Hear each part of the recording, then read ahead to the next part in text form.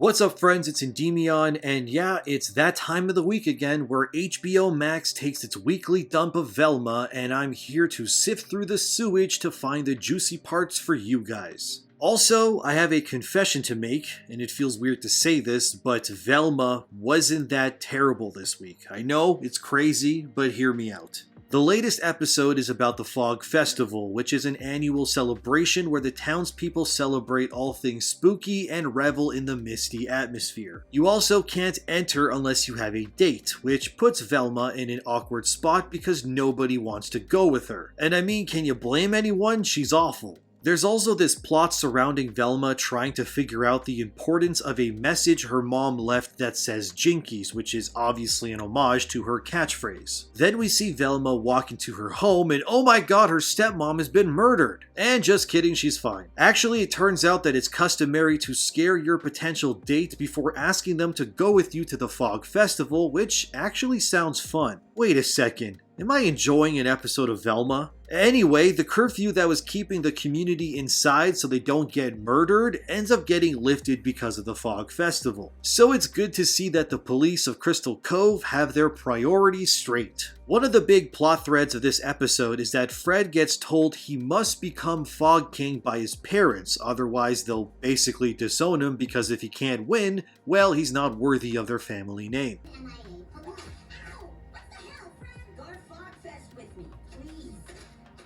Spoiler alert, he doesn't win, but he does find the crown in the garbage, even though it's covered in waste and used condoms, but it's the thought that counts, I guess. Now it's the night of the Fog Festival, and everyone has a date except for Velma. So during this time, she figures out that the Jinkies' secret is tied to a detective novel involving invisible ink. So she takes the Jinkies' note, holds it up to a light source, and discovers a phone number. And calls the number only to reveal it's the serial killer on the other end. Ooh, scary. She calls the killer and Velma hears the Fog Festival in the background, which means the serial killer is on the loose. So Velma decides the only way to get into the Fog Festival is to dress like a man and force her way in, which I mean, alright I guess, whatever, who cares. Moving on, we have Velma with a mustache that apparently isn't fake. She says she grew it herself, which is a little funny, but it also digs into that whole Mindy Kaling hating her brown skin dilemma too. In case you didn't get it, the joke is that Indian girls are hairy, which, thank you Mindy, very nice. It's not just brown girls that are hairy, okay?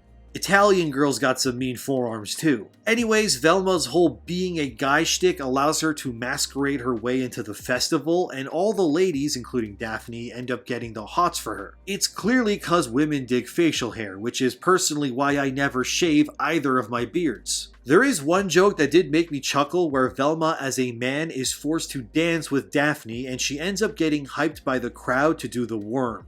Watch.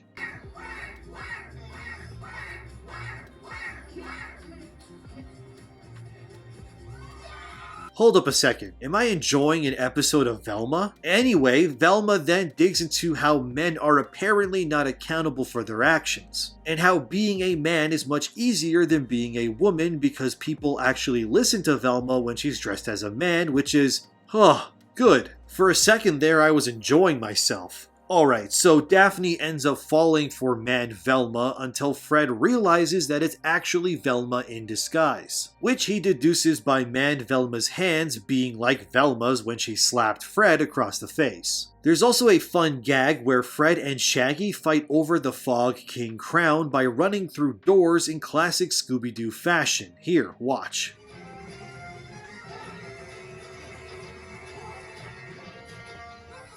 Eventually, the whole gang meets up and are chased by the serial killer with a knife. But one of the characteristics of the fog during the festival is that it can mysteriously swap items of people like clothes or even weapons, I guess. Yeah, it's a convenient plot device, but this is a show where things don't really make much sense anyway, so the serial killer loses his or her knife and escapes into the night. Also, due to this mystery fog swapping thing, the phone of the serial killer gets left behind. Which brings us to episode 8, where Velma and Daphne use a black light on the killer's phone to find out the passcode to open it. You're probably thinking it's something clever, but no, it's 1234, which is an overdone joke. It's almost as overdone as Mindy Kaling self-inserting herself into every project she does. But anyway, they open the phone and this leads to, I'm not kidding, the funniest joke in the show so far. Well, for me anyway. They open the phone and find a picture of Crystal Cove's mountains on it, which has a founding father face statue carved into it in the shape of Billy Crystal. God damn it, this actually made me laugh because Billy Crystal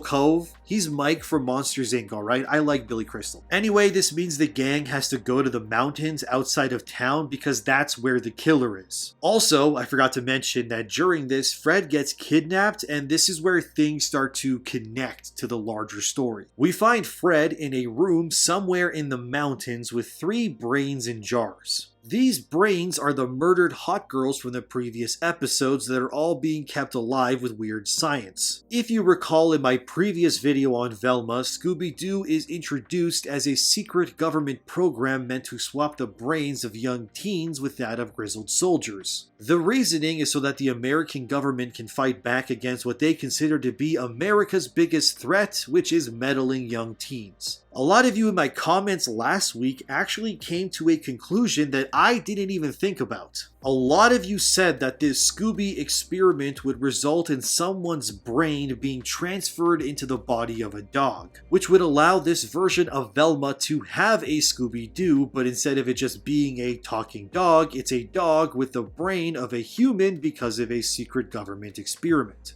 This plot development doesn't happen in these episodes, but if that's the case, color me interested in seeing if you guys are right or not. Because that would actually be clever, and I don't want to give the writers of Velma too much credit, alright? But if I do get Scooby-Doo in this show and he's a weird science-made dog, that's actually pretty cool. Anyway, the whole episode has a lot of flashbacks and flash forwards with the gang being shown in a 127-hour situation as they're stuck in some rock cave together. It's kind of like the James Franco film, except without the sexual assault allegations and no one loses their arm at least. It also turns out Shaggy wanted to help Velma and Daphne, and Shaggy's girlfriend Gigi has a cabin in the woods. So Shaggy decides to use Gigi's cabin as a base of operations, which Gigi sees as an opportunity to get nasty with Shaggy, but he doesn't realize it and brings Velma and Daphne instead, which ruins the moment. Anyway, Daphne and Gigi get mad at Shaggy and Velma and decide to walk out onto the cliff edge, which gives way under their weight and everyone runs to save them and they all fall into the cave system. This then brings us to the current dilemma that's flashbacked in the beginning of the episode. While this may seem dire, Shaggy conveniently has a GPS finder on him and a helicopter crew shows up to save them, which leads to this.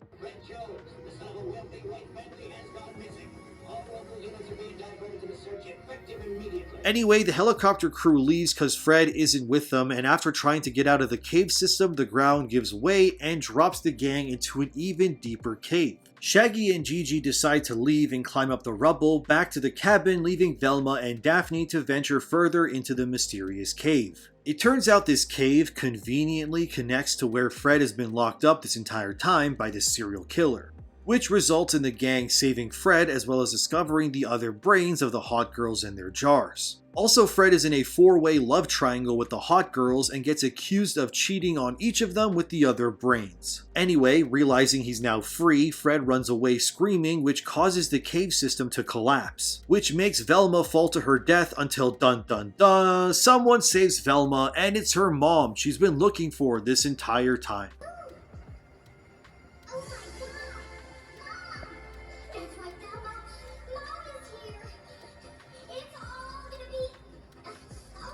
Now that's what I call plot convenience. But anyway, Velma's mom gets the gang to follow her and reveals that nearby she has the mystery van. Which, man, I know I just said plot convenience, but like, talk about even more plot convenience. They drive the mystery van as the cave collapses, which creates a ramp that allows the mystery van to ollie up and land directly in front of Gigi's cabin. Now that's what I call plot convenience. Anyway, the episode ends with Velma reunited with her mom, the brains of the hot girls being discovered, and the gang reunited with a bunch busted up mystery van. The final twist is when Velma asks her mom who the serial killer is, and her mom replies, she doesn't know. Great.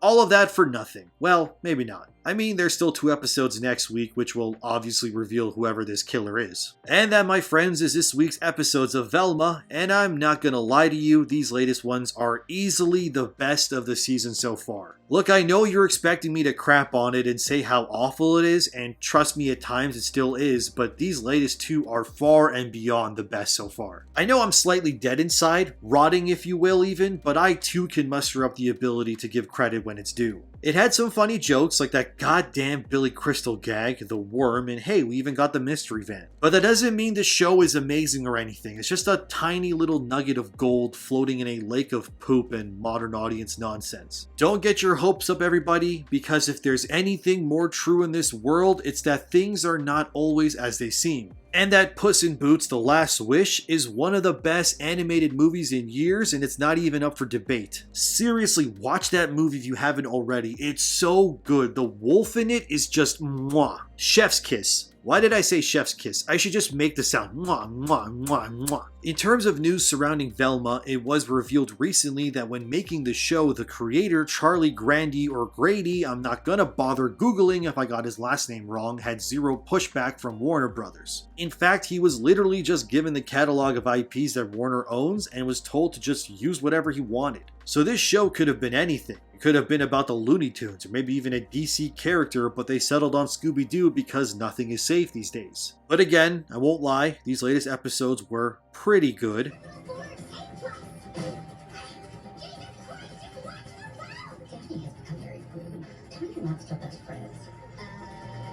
Also, weirdly enough, Fox News decided to post about Velma with an article that says, Scooby-Doo spin-off Velma doesn't give cartoon characters sexuality depth it needs, magazine complains.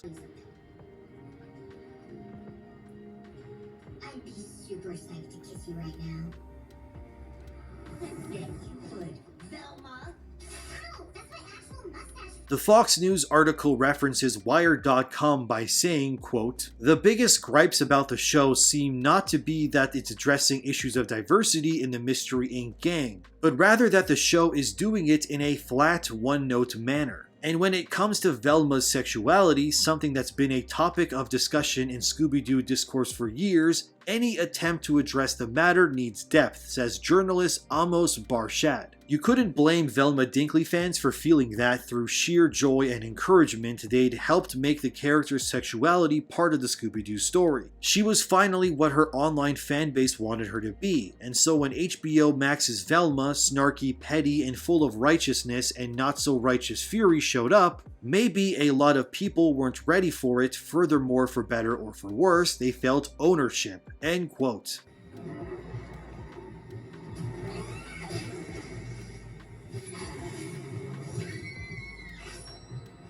And of course, comicbookresources.com had something to say about Velma 2 recently with their latest article titled, Velma handles toxic masculinity well, but botches another problematic trope. CBR even goes as far as to call the people who dislike Velma as haters. CBR said, quote, a lot of the contention would be derived from the series lashing out at toxic masculinity, which haters think is all virtue signaling. However, Velma handles itself pretty well at dissecting misogyny in Crystal Cove and why the mean girls at Velma's high school are being preyed upon. Sadly, while this particular issue is well done, Velma broaches another topic in poor taste, giving into nasty stereotypes. Velma comes off informative in its own profane way, nodding to how Harley Quinn used comedy to expose Joker's nasty ways. Fred enlightens himself on objectifying women. By contrast, Fred's father, William, Velma's neglectful father, Amon, and creepy guys like Mayor Dave and Sheriff Cogburn are further proof of toxic masculinity passed down through generations. Luckily, Shaggy learns to stop feeling entitled to Velma just because he's a good friend. He illustrates how to remove the blinders and adjust the male gaze in a town where women are mistreated, disrespected, and now murdered. Instead, Shaggy recalibrates his life, finding love with the artistic, enlightened Gigi, who ironically learned about being her true self thanks to Velma. But in the process, both Velma and Gigi exploit Shaggy, making fun of his simping. What's especially disturbing about this presentation is that Shaggy is genuinely trying to be a good guy. For the show to ridicule him on that, especially as he's trying to evolve, is very tone deaf. The term simping is being tossed around a lot, berating guys who are genuine, selfless, caring, and honest with women. Thus, it's a trigger term for bullying and another way males express unhealthy feelings towards each other, making it seem as if men are weak for being nice and not having ulterior motives. Instead of breaking the stigma, however, Velma leans into the idea of taking advantage of Shaggy, hatching a plan to bring him back as a detective behind Gigi's back to find her missing mom Dia. Ultimately, if Velma is to truly resonate as uplifting and inspirational in its own crass way, it shouldn't be putting down Shaggy like this, while trying to claim an air of acceptance, equality, and inclusivity. Otherwise, it's just coming off as hypocritical, especially as Shaggy, flaws aside, is trying to help everyone out and effect positive change in Crystal Cove, end quote. Somehow, I actually kind of agree with CBR for once that Velma is definitely tone deaf as hell when it comes to the problems that plague male characters. Men are simply punching bags and excuses for jokes so the writers can project into with their female heroines. While that's not to say that female characters aren't made fun of in Velma or other shows, the disparity between male and female de-empowerment in today's entertainment industry is starkly in one direction. And it's not the female side, but as always, let me know what you think. Well, my friends, that's this week's news about Velma and the fiasco surrounding it. Will Scooby-Doo be introduced as a secret government experiment? Will the killer be brought to justice? And will the show's season end with the creation of Mystery Inc?